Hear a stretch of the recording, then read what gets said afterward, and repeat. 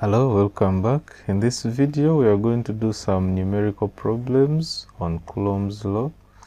So let's get started with our first question. Find the force between 2-point charges. This is very important. Coulomb's law only works if we have point charges. So we have find the force between 2-point charges of positive 4 microcoulombs. This is microcoulombs, and negative 3 microcoulombs placed 10 centimeters apart in air. Okay, so this is the most important information in the question. Let me draw a sketch of what this looks like. We have a positive charge of 4 microcoulombs. There we go. We also have another charge of, this is negative 3 microcoulombs. Now, from all we know about the fundamental laws of charge, these two charges will attract each other with a certain force that we want to calculate. These charges are placed 10 centimeters apart. So I represent that 10 centimeters. There we go. And then there is a force of attraction. Also, the charges are placed in air, so we know the permittivity that we are going to use. It's the permittivity of free space. So from Coulomb's law, we know that the force between two charges is given by 1 over 4 pi epsilon naught times Q1 Q2 divided by R squared. I'm using epsilon naught because the charges are placed in air. Otherwise, I would have to use some other figure.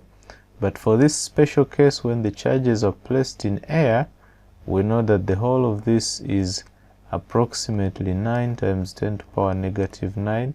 So I'll instead use this instead of using the whole of this. Only use this figure when you have the permittivity of free space. So if you have a different permittivity, you may want to directly substitute into the formula. So let's go ahead and do that. So our force is going to be 9 exponent, this is positive 9, not negative 9, sorry about that. So that's 9 exponent 9, okay, times Q1, or the first charge. In this case we have 4 microcoulombs. So 1 microcoulomb is actually 10 to the negative 6th coulombs. So I have to convert this to coulombs. That's 4 times 10 to the power negative 6 times Q2, the second charge, which is 3. Also, it's in microcoulombs. I've got to change that to coulombs times 10 to the power negative 6. I do not indicate the negative sign because I'm basically finding the magnitude of charge. So that is reasonable. I only want to know the magnitude. I'll tell the direction later. So the distance between the charges, it's 10 centimeters. So I have to change that to meters. 10 times 10 to the power negative 2. That changes it to meters. Then I square it according to the formula. This has to be squared. Okay, there we go. So if you plug this into the calculator and try that out, you'll get 10.8 newtons. And in this case, the force is going to be attractive because we can see that the forces are of different polarity. Okay, so this has been a simple one-dimensional problem. Let's move on to more interesting problems. Later on, we'll also look at two-dimensional problems to do with Coulomb's law. In our second example, we have 3-point charges. Another emphasis on point charges. 3-point charges A, B, and C are placed as shown below. So here we have our illustration. We have 3 charges A, B, C, negative 3 microcoulombs, 4 microcoulombs, negative 7. In this question, the medium is not specified, so we'll assume they are placed in air. We want to find the resultant force on the charge at B. We want to find the resultant force here. So we will assume that all the other charges are at rest while the charge at B is free to move in relation to the forces that will be acting on it. So let us resketch this and see how it looks like. This is the charge at point B, I'll only look at the forces. The charge at B is experiencing a force from the charge at A and a force from the charge at C. Let's see the nature of these forces. The charge at B is positive while the charge at A is negative. So there will be a net force of attraction. So this charge is going to be attracted to this side because there is a there is an attractive force between B and A. So I indicate that it's an attractive force. The force on B due to A, you can allow me use that. Also, the force on B due to C, as you can see, this is positive, this is negative. So there we go. There is another force of attraction from C, which is also on that direction. So there we go. The force on B due to C. So I can indicate that FBA represents the force on A, the force on B due to A. FBC represents the force on B due to A. Very important here, take note that the charge at B does not move. Only the charge at B is free to move. The charges A and C cannot move. They all, in this question, we consider them to be static. They are only exerting a force on the charge at B. So only the charge at B is free to move. That's why we indicate all the forces at the charge at B. So let's calculate the force on B due to A. Of course, that's going to be equal to 1 over 4 pi epsilon naught, the charge at A times the charge at B divided by r squared. Let's do the math here. We already know what the whole of this is. It's 9 exponent 9. We know the charge at A, that's 3 exponent negative 6. That's to convert it to coulombs. We know the charge at B, that's 4 exponent negative 6. We know the distance between A and B, it's 10 centimeters. We've got to change that to meters, and then I square it. So if you do this, if you plug in these values into the calculator, let's see what you get. That's 10.8 newtons.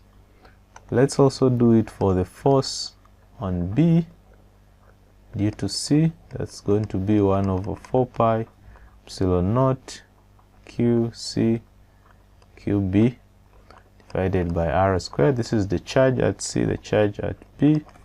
There we go. We have this 9 exponent 9. The charge at C is 7 microcoulombs, negative 7, but we're only concerned with the magnitude. Also, the charge at B, 4 exponent negative 6. The distance between the two charges, here we go, it's 5 centimeters. So I change that to meters, then I square the result. This force, if you plug these values into the calculator, let's see what you get. In this case, you get 100.8 newtons. Okay, I'll draw a force diagram to show you what this looks like at this point. So there we go. We have our charge at B with two forces acting on it. We have a force of 100.8 newtons and another force of 10.8 newtons. So the resultant force obviously is going to be in the direction of the stronger force. So we'll have 100.8 minus 10.8. What's that going to be? Okay, if you do the math, that's going to be 90 newtons. Got to indicate this, the units, newtons. So the force, the resultant force is going to be 90 newtons. Which direction is that? If we draw a little compass here, this is the north. I think this is going to be the east direction. So this is going to be 90 newtons eastwards. Okay, there we go. So in this case, we've given a complete description of the force, and the force including its magnitude and its direction. This is always a good practice when we are describing a force, because it is a vector quantity. Let's have another question, question number 3. So in question number 3, in the figure below, find the resultant force on the -3 microcoulomb charge. Okay, there we go. We have our diagram indicating the charges. We have a charge of -3 microcoulombs. It's placed at point B. We want to find the resultant force on it. So let me draw the force diagram. Remember, in this case, the charge at B is free to move, while the charges at A and the charges at C are static. So they are all exerting their influence on the charge at point B. So we want to find the resultant force at B. So there we go. Between charge A and charge B, as you can see, this is a positive charge while this is a negative charge. So the charge at B is going to be attracted. So there we go. Oops. I think I better get another color. Okay. So there we go. We'll have a force of attraction, this direction. This is the force on the charge at B due to the charge at A. I think that's better. Okay. Also, you can see that between the charge at C, -4 microcoulombs, and the charge at B, there is going to be a force of repulsion, because this charge and this charge have the same polarity, so they repel each other. So the force of repulsion, let me indicate that with the red color, it's also going to be in this same direction. Okay, so if you can allow me do that here also.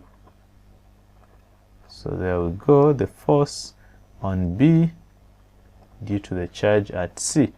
Okay, this is a good force diagram. We can see all the forces are acting in that direction. The attractive force and the repulsive force, all of them happen to be in the same direction. Let's calculate the force on B due to A. That's going to be 1/4 pi epsilon naught, the charge at A times the charge at B, divided by r squared. There we go. We know this is 9 exponent 9. The charge at A is, okay, that's positive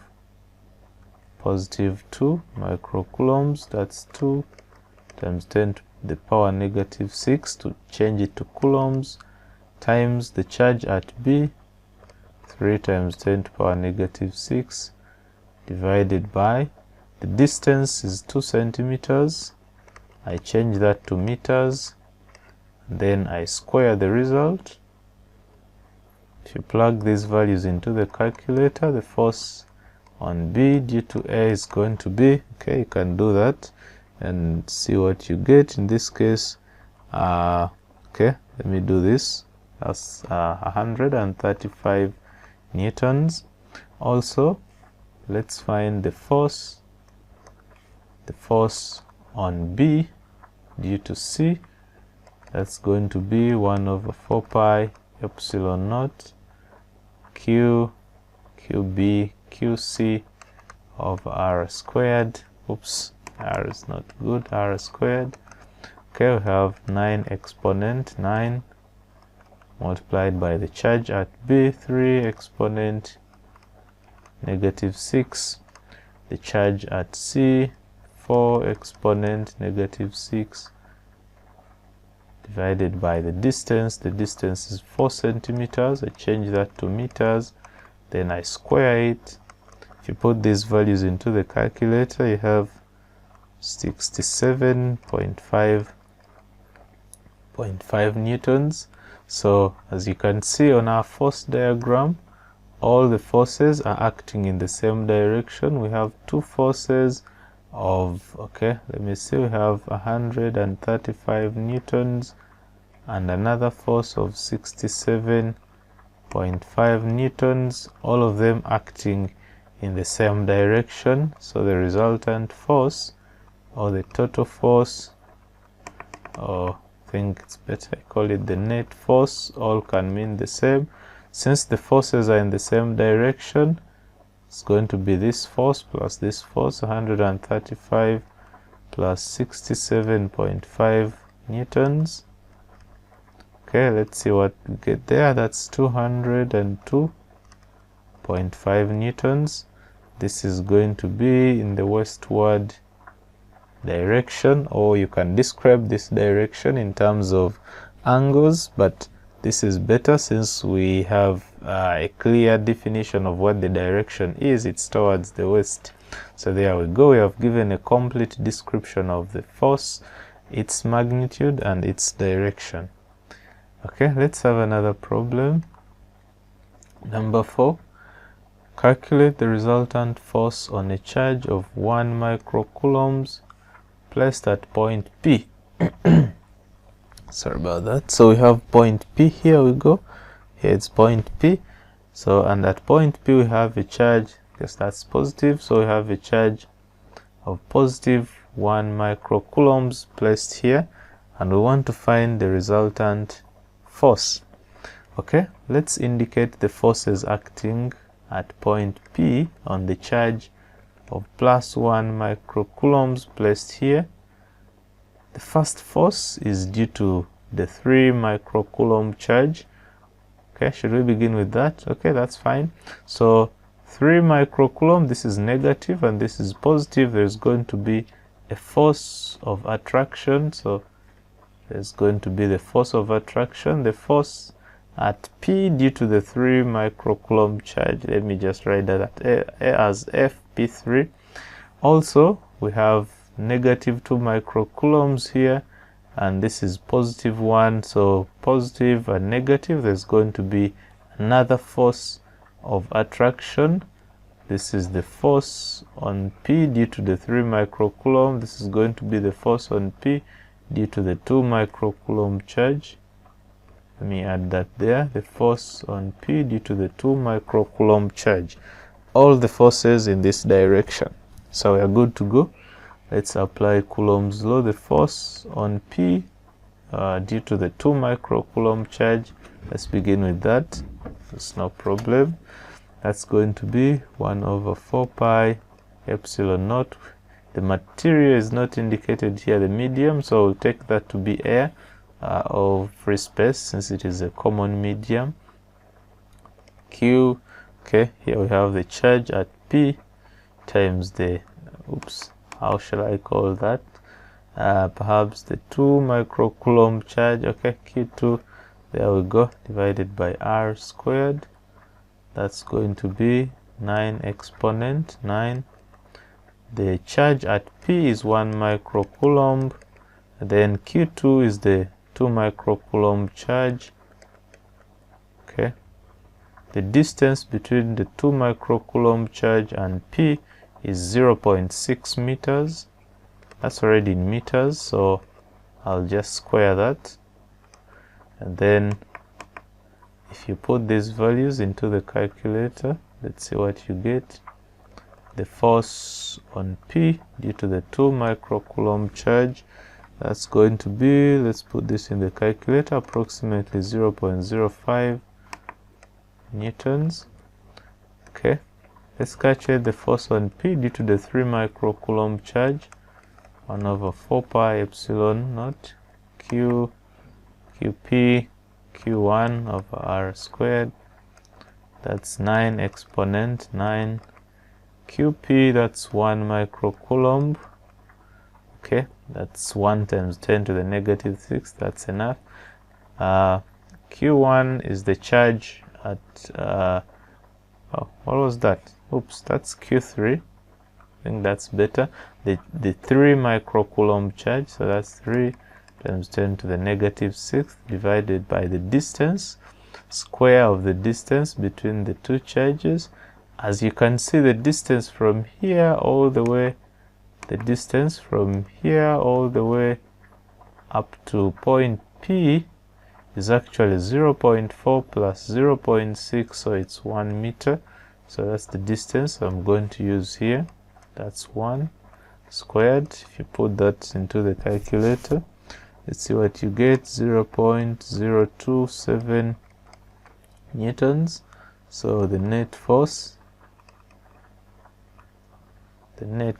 in this case, okay, let's see, all the forces are acting in the same direction, so we'll have 0.027 plus, okay, we have this and this all acting in the same direction, so the net force is going to be that plus 0.05. That's going to be, okay, let's add this quickly and see what we get. Okay, 0.0, let's see, if you add 0.05, this is going to be 7, okay, 0.077, okay, yes, that's it, okay, that's perfect. So there we go, 0.07 newtons, that's the net force, and you can see the direction in which this force is actually acting. Okay, let's proceed to the next example, number 5. So in example 5, we have a rather interesting problem. We have a two-dimensional problem. The charges are assembled in sort of a triangular configuration, and we have to find the resultant force on the charge placed at C. So we have to find the resultant force on the 3 microcoulomb charge, as you can see, placed at point C. So there we go. Let's indicate the forces acting on it. Let's indicate the forces acting on it.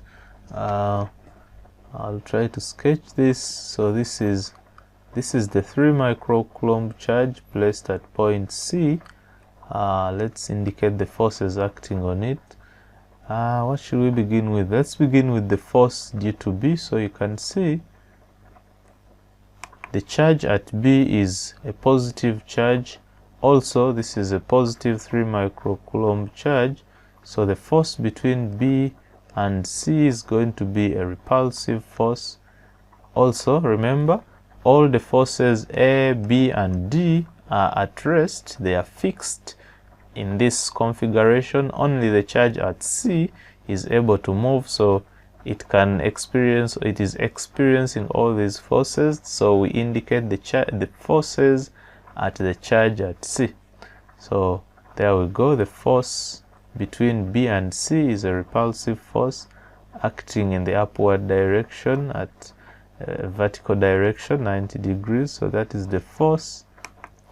Okay, make that better. The force at C due to B. Okay, let's also compare this, C and D. This is positive, this is also positive. So positive and positive repel each other. So the force of repulsion will act in that direction. There we go. This is the force on C due to D. Okay, anything left? Yes. Let's also look at the charge at A. So between A and C, this is negative 4 microcoulombs. This is positive 3. Positive and negative attract each other. So there's going to be a force of attraction. The 3 microcoulomb charge is going to be attracted down towards the negative 4 microcoulomb charge. So have this, the force on C due to A. It's an attractive force. Okay, so we have to find the resultant force after all these forces have acted on the force, on the charge at point C. Now, because we are going to be doing this, it's important to find the angles, especially when we are resolving the forces here. So let me complete this diagram. Okay, there we go. So to help in resolving this better, we've got to find these angles. I guess either this angle or this angle would be sufficient for us to do the math. So let's begin Also, another thing we will need is to find this distance from here to here, because we need to know the distance between A and C for us to calculate this force. Let's begin with that. That will also help us to find the direction. So there we go. We have 4 centimeters here and 4 centimeters here. We do not know this distance. Let me call it AC. It's the distance from A to C. So using Pythagoras theorem, so if you use Pythagoras theorem for right-angled triangles, we know that 4 squared plus 4 squared has to be equal to AC squared. So AC is going to be, if you do the math here, you'll have square root of 16 plus 16, square root of 32. So you'll have approximately 5.66 centimeters. That's the distance from A to C. Also, it's important to find the angle at this point. Let's call that angle theta. So you can see that tan theta, in this case, it's going to be 4 over 4. Tan theta is going to be 4 over 4, which is 1. So I guess you know what that means. That means theta is going to be 45 degrees. That's important. So the angle here is 45 degrees. That's going to be important when we are resolving the force. Okay, I also indicate the 45 degrees here for simplicity. Let's proceed now to find the forces one by one. Okay, get another color. So let's begin with the force at C due to B. That's going to be, okay, also this configuration will assume the medium is air, because the medium is not stated. So we'll have K, then we'll have the charge at C and the charge at B over R squared. In this case, K means 9 exponent 9, the constant. So we have 9 exponent 9 times the charge at C is 3 microcoulombs. Okay, there we go. The charge at B is, as you can see, 8 microcoulombs, 8 exponent negative 6. The distance between 8 and 3 microcoulomb charges is 4 centimeters. So that's centimeters. I've got to change that to meters. Then I square the result. So if you do that, okay, plug these values into the calculator, you'll get 135 newtons. Let's proceed. The force, okay, get another color for this. Let's find the force on C due to the charge at A. Force on C due to the charge at A, that's K QC QA of R squared. That's going to be 9 exponent 9. The charge at C, what's that? 3 microcoulomb charge. The charge at A, that's 5 microcoulomb. There we go. 5 exponent negative 6. The distance between 5 and 3 microcoulomb charge is actually 4 centimeters. This is a square, so 4 times 10 to the negative 2 squared. That's going to be, if you put these values into the calculator, 33.75 newtons. Lastly, we have the force on C due to the charge at A. Oops, did I just say A? Okay, I just said A, and then I ended up actually using D, so this should have actually been D. Okay, sorry about that. So that's actually D. Okay, because I used the charge for D, and I sort of don't want to repeat this, yet I'm going to do it again here. So let's do the one for A here. Okay, that's better. So that's K QC QA. Also, moment, I think this is going to be a different value. this is going to be force at C due to D, that's going to be about 84. That's 84.375 newtons. Okay, so there we go. Let's calculate the one of A. That's going to be K QA QC over R squared 9 exponent 9. The charge at A, that's 4 microcoulombs. The charge at C, that's 3 microcoulombs. The distance between the charge at A and the charge at C is actually 5.66. We calculated that already. 5.66. We've got to change that to meters, then square the result. Okay, let's see what we get. Yeah, that's going to be 33.75 newtons. Okay, so now we have all the forces. We have this force, we have this force, we have this force. Next we have to do is to resolve the forces to find the resultant force. So I'm going to pull this aside. I'm going to pull this aside and redraw the force diagram. So, oops, there we go, the force diagram. We had the force here, we had the force here, we also had another force. Was it this direction? I guess that was the direction. Okay, so let's begin this charge, the force at C due to A. I think this was the one. That's 33.75, 84.375, and then this is, okay, what's that? That's 135 newtons. Also the angles here were 45 degrees. That's very important. Okay, so let us now find the resultant force. In this case we have forces in 2 dimensions, the vertical dimension and the horizontal dimension. We'll call the vertical dimension the y-axis and the horizontal the x-axis. So let's find the summation of all forces. What should we begin with? Let's find the summation of all forces in the y-axis. That's going to be in the vertical plane. So we have a force of 35 newtons, or 135 newtons. That's upwards. By convention we call that positive, so it's a positive force.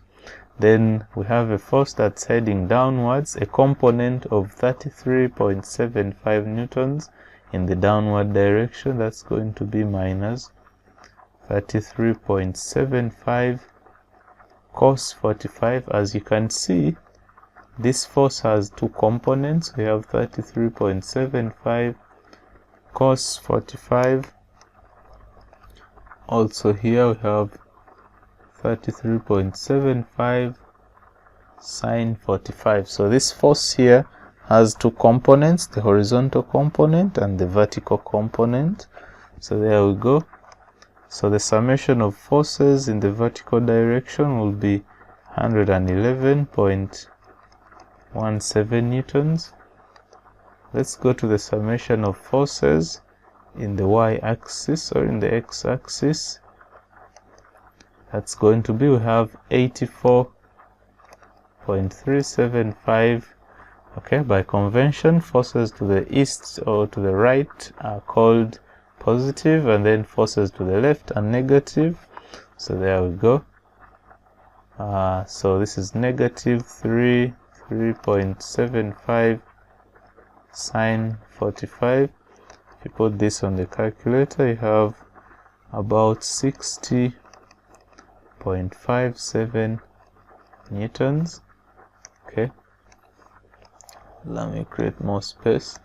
Let me redraw the force diagram again to show you what we have. So if I summarize all this information into one diagram, we have in the vertical direction we have a result. Oops, just make this better. the vertical direction, we have a resultant force of 111.17 newtons. In the horizontal direction, we have a resultant force of 60.57 newtons. Let's assume our resultant force will act in this direction. So I call F the net force, or the resultant force.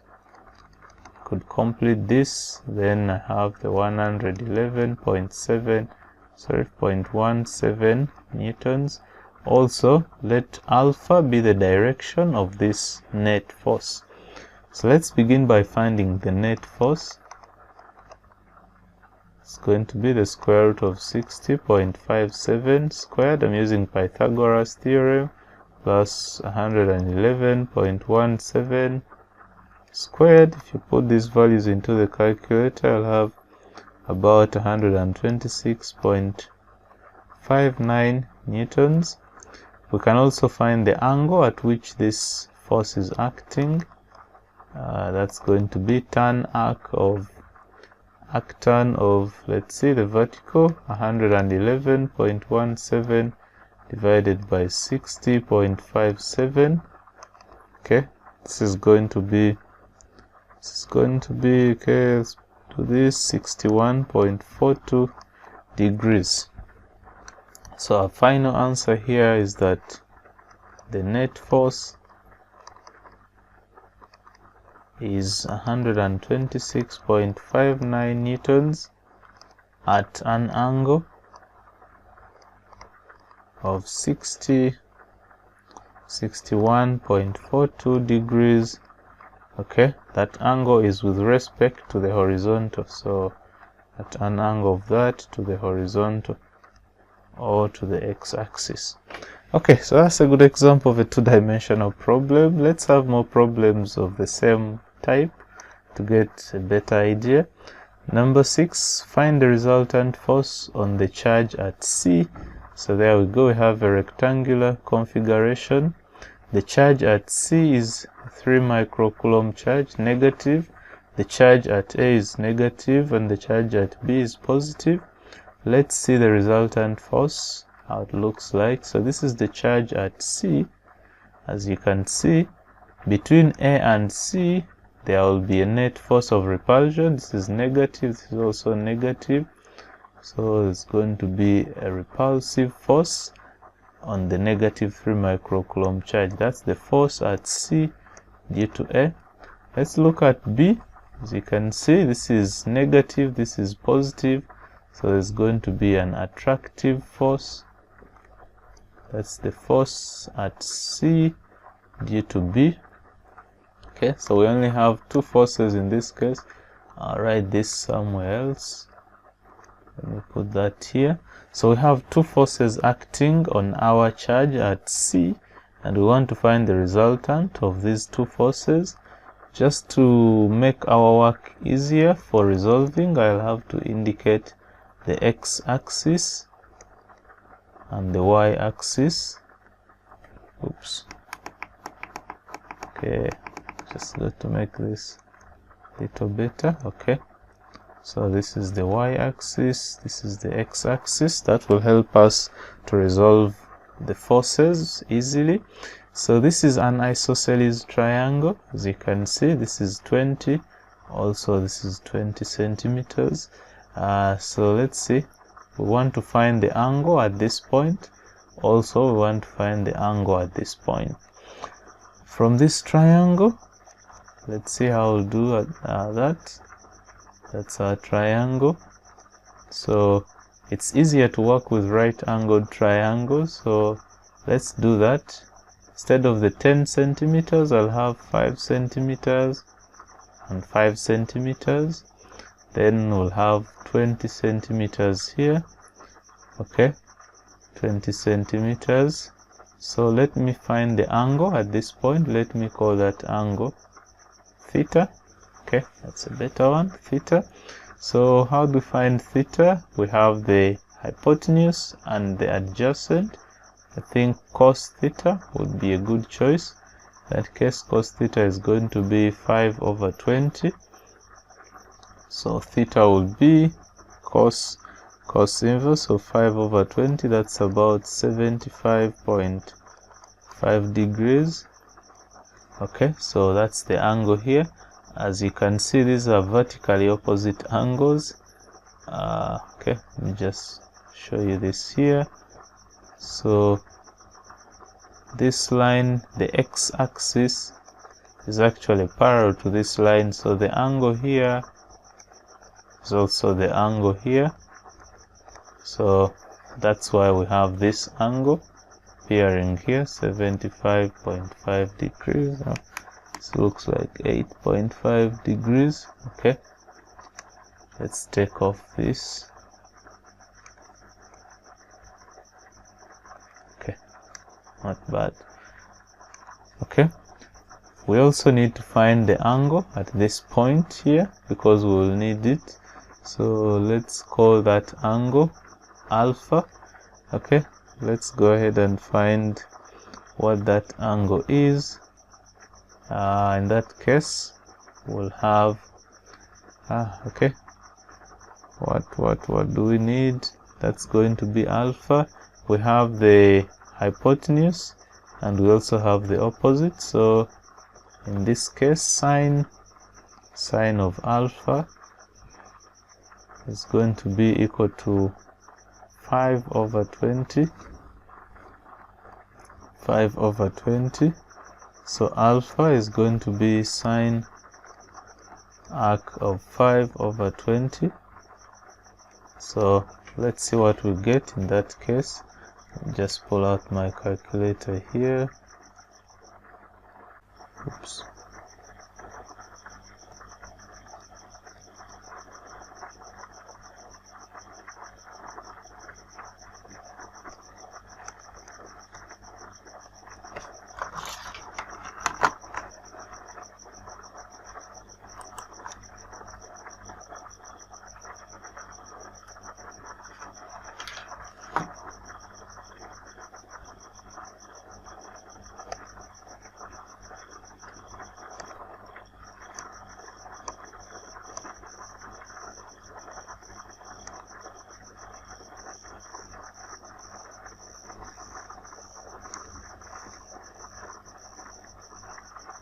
About 14.5 degrees.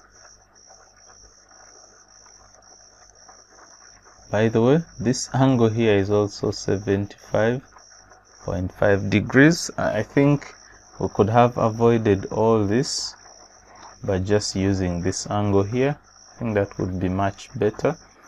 Okay, so let's go ahead and find what these forces are. Let's begin with the force at C due to A. That's going to be 9 times 10 to the 9 times the charge at C is 3 times 10 to the 6th. The charge at A is 5. The distance between A and C is 20 centimeters, so I change that to meters, then square the result.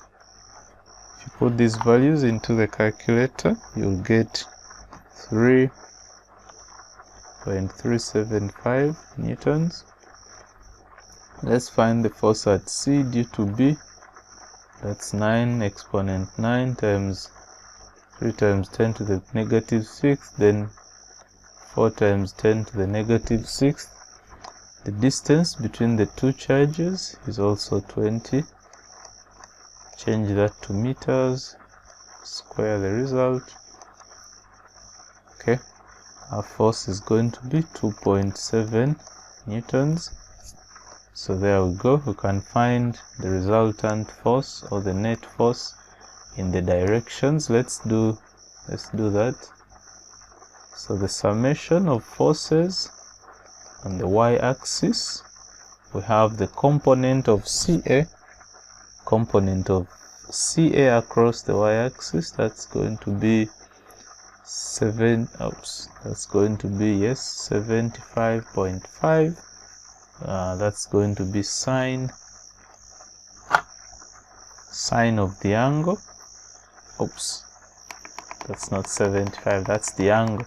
So that's going to be 3.375 sine 75.5 minus, because this is actually in the negative direction, okay, that's 2.7 sine 75.5. Let's see what that is. So the summation of forces in the y-axis is going to be 0.653 0.653 newtons. The summation of forces in the x direction is going to be 3.375 cos 75.5 plus, because all forces are on the positive side of the x-axis, so that's plus 2.7 sine 75, not sine, cos 75.5, because it's actually lying here. So the summation of forces in the x direction will be 0.65, what's that? The horizontal direction, okay, sorry about that, that's 1.521 newtons. So let's see what we have. In this case, we have two forces. The force in the y direction, that's 0.653. Forces in the x direction, we have 1.521 newtons in each case. The resultant or the net force is that. So F is going to be the square root of 1.521 squared plus 0.653 squared, and that's going to be okay, if you do that, we'll have 1.8655 newtons. Also, let the direction be called beta, so tan of beta will be, okay, 0.653 divided by 1.521. If you do the math here, I'll get beta as 22.23 degrees. So the net force can finally give our complete result, that the net force is 1.655 newtons at 22.23 degrees to the horizontal. Okay, so that's a good description of the force. Let's have another problem, number 7. Again, we have a rectangular configuration. So we have point charges Q1, Q2, Q3, and Q4 placed at corners of a rectangle, as shown below. We want to find the resultant force on the charge Q3. So there we go, our charge Q3 is here. Let's try to draw the forces. Okay, make that better. So the force on Q3 due to Q1, this is 2000 nanocoulombs, this is negative 3000, that's going to be a force of attraction. So there we go, the force on Q3 due to Q1. Also, we have a force here, 5000 positive, this is negative, so we'll have a force of attraction. This force is going to be attracted that side. There we go. The force on Q3 due to Q3, oops, is that true? think this has got to be Q2, if I'm not mistaken. Yeah, this has got to be Q2. Okay, this is force on Q3 due to Q2. Then here we have Q4. I just wrote this in advance. So Q4 and Q3, this is positive, this is negative. That's going to be also force of attraction, the force on Q3 due to Q1. So that's our force diagram. Let's calculate these forces. But before we do that, we've got to find this distance here. So let's do that. We have 4, then we have 3 centimeters by Pythagoras theorem. If I call this distance, okay, if I call that distance C, C is going to be the square root of 3 squared plus 4 squared. That's going to be 5 centimeters. There we go. Then we also need to find this angle here, the angle with the horizontal. Let's do that. If I call that angle theta, we know that tan theta is going to be 3 over 4. In that case, theta is going to be 53.13 degrees.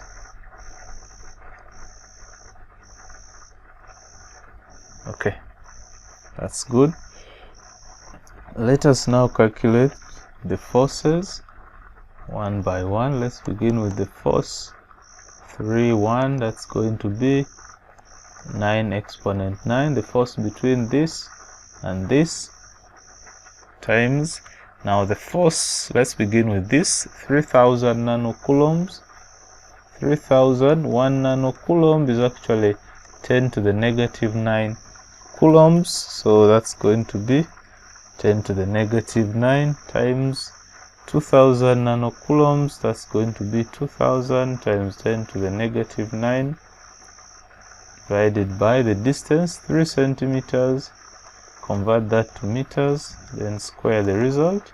If you do that, the answer here will be 36 newtons. Okay, the force on 3 due to, okay, this should have been 4. Oops, I don't know what's happening to me today.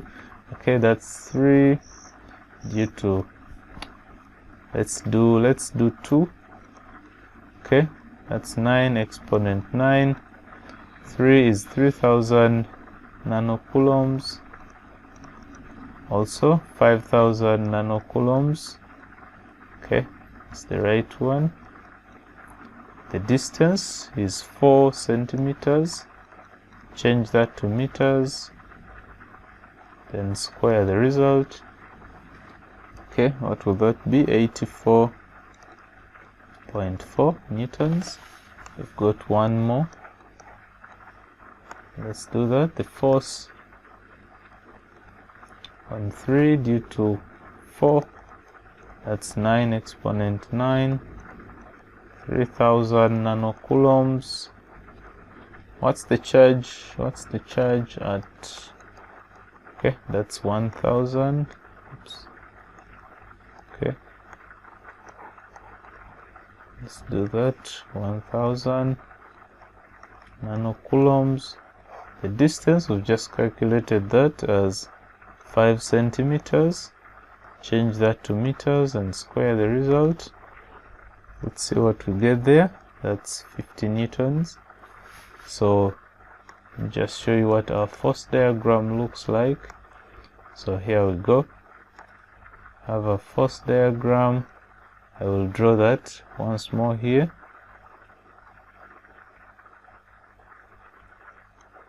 So we have a force here, have 50 newtons here. Okay, there we go. 53.13 degrees. What's this?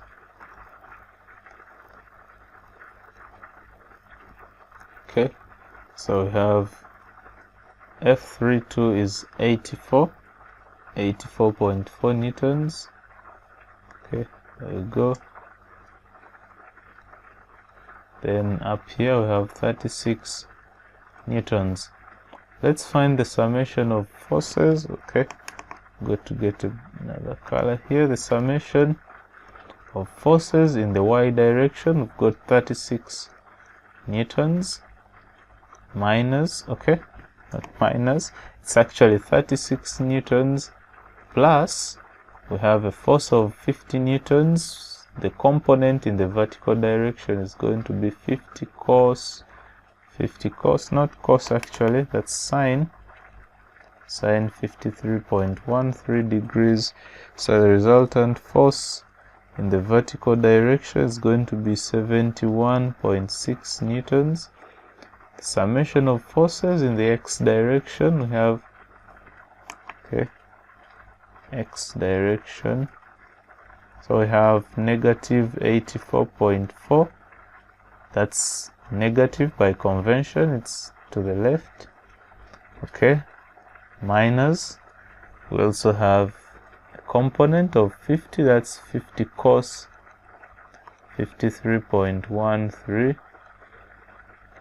degrees. So the resultant force here is 55.6 newtons.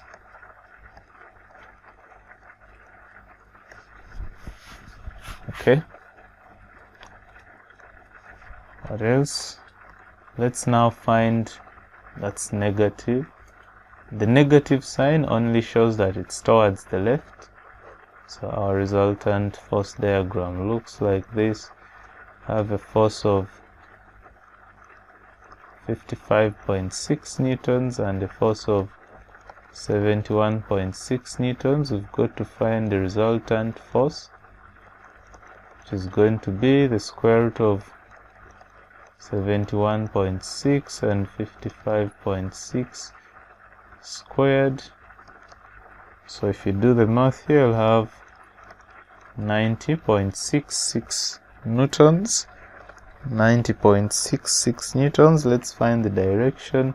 Let me call that direction alpha to the horizontal. So alpha will be tan arc tan of, let's see, 71.6 divided by 55.6. That's going to be about 52.2 degrees. So the net force is 90.6 newtons at 52.2 degrees to the horizontal. Don't forget that. Okay, I have two more problems. Three more problems. Okay, that's good. Problem number 8. 2-point charges A and B of negative 17.6 microcoulombs and negative 9 microcoulombs are placed in a vacuum. So we know the permittivity of vacuum, 21 centimeters apart, and when a charge Q is introduced midway between A and B, the result of the force at B is 0. Let's find the charge Q. So there we go. We have 2-point charges at A and B. This is 21 centimeters apart. When a charge Q is introduced midway, so a charge Q is introduced 10.5 centimeters. 10.5 centimeters. Okay. Important here, the resultant force on B becomes 0. So the resultant force on B, let's find the resultant force on B. So, okay, let's do this. So if this is the charge at B, let's see the forces that B is experiencing. There is a force due to Q. So the force due to Q, since Q is a positive charge, what charge is at B? Okay, this is negative 9.0 microcoulombs. This is, what is this force? Negative 17.6 microcoulombs. Okay, so there we go. In this case, we'll have a force of attraction. The force of attraction, the force on B due to Q.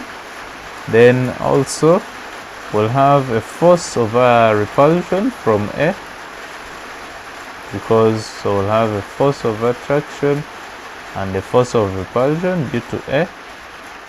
So the force on B due to A. There we go. Let's find the two forces, and actually the two forces are equal. So since the resultant force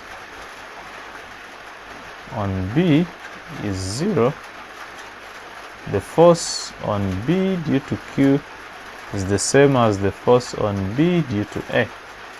So let's find this. That's going to be K times the charge at B is 9 times 10 to the power -6 times Q, divided by the distance is 10.5